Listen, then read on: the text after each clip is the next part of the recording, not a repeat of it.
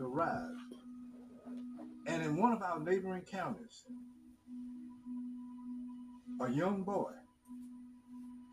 heard one of those sermons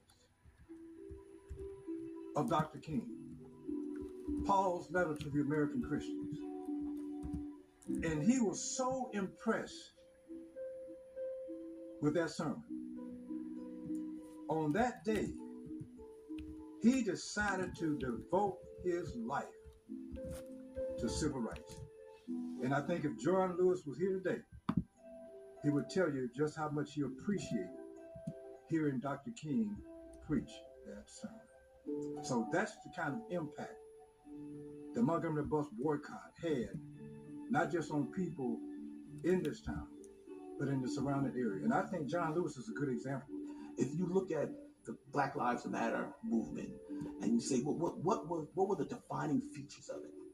And it was mass mobilization, protest, nonviolent resistance,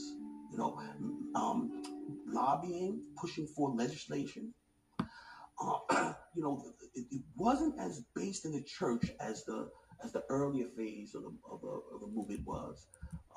This manifestation was a bit different in that facet. But other than that, it mimics the 1950s and 60s in a variety of different ways, and so it directly informs.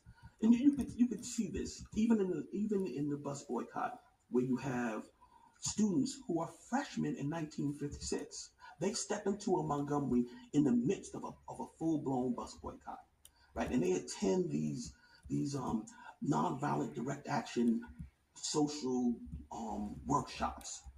And they learn the theory and the philosophy behind nonviolent resistance. And then when they become seniors in 1960s, they participate in the sit-ins, the same students, right? That had sat at the feet of, King and the other movement luminaries. And they understood the approaches and employed those approaches themselves. And then you see that lesson sort of continue. You ask people, what are talk about the Martin Luther King and the bus boycott. And they'll say, generally, really, not only in the United States, we get visitors from all over the world. They kind of know Martin Luther King and the Montgomery bus boycott.